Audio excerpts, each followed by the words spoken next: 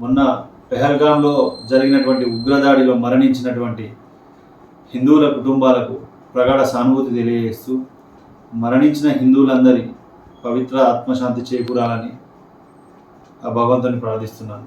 పెహల్గాం ఉగ్రదాడితో దేశం మొత్తం శోకసంద్రంలో ఉంటే ఈ బీఆర్ఎస్ పార్టీ నాయకులకు మాత్రం రజతోత్సవ సభ అంటూ సంబరాలు చేసుకోవడానికి సిద్ధంగా ఉన్నారు. కనీస మానవతా దృక్పథం, కనీస మానవతా విలువలు లాంటివి ఏవీ లేవా మీకు? మరీ అంత బానిసత్వంలో బతుకుతున్నారా?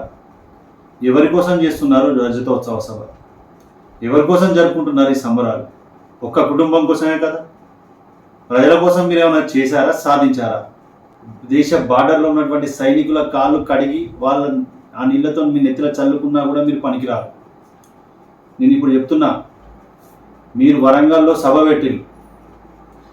మీ కేసీఆర్ గారు మీరు వరంగల్కి వచ్చే ముందు వరంగల్ ప్రజలకు ఏమేమి హామీలు ఇచ్చిళ్ళు, మీరు ఏం నెరవేర్చిళ్ళు చెప్పి అడుగు పెట్టే దమ్ము మీకుందా అని అడుగుతున్నా. సభ దేనికోసం జరుపుకుంటున్నారు కేసీఆర్ గారు? ఇంటికో ఉద్యోగం ఇచ్చినందుక? తెలంగాణకు మొట్టమొదటి ముఖ్యమంత్రి దళితులను చేసినందుక? లేదంటే ఇంటింటికి నీళ్ళు ఇచ్చినందుక? లేదంటే ప్రతి ఒక్క కుటుంబానికి రేషన్ కార్డు ఇచ్చినందుక? లేదంటే ఇల్లు లేని నిరుపేదలకు ప్రతి ఒక్కరికి డబుల్ బెడ్రూమ్ ఇల్లు ఇచ్చినామని చేసుకుంటున్నావా?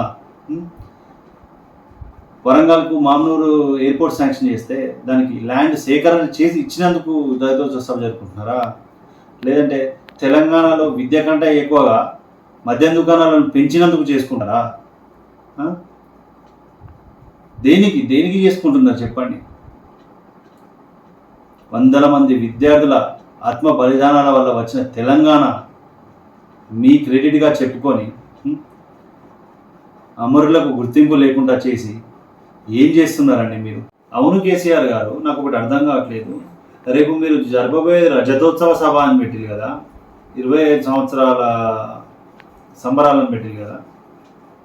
అవును, మీరు పార్టీ మీ టీఆర్ఎస్ పార్టీని బొందబెట్టి బీఆర్ఎస్ పార్టీ అని చెప్పేసి పేరు మార్చినావు కదా. ఈ బీఆర్ఎస్ పార్టీ అని పెట్టినప్పటికీ మీకు 25 years కంప్లీట్ అయినాయా?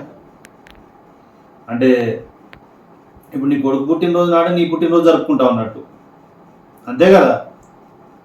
మళ్ళా ప్రజల్ని మభ్యపెట్టడానికి ఏదో కొత్త ఎత్తుగడ.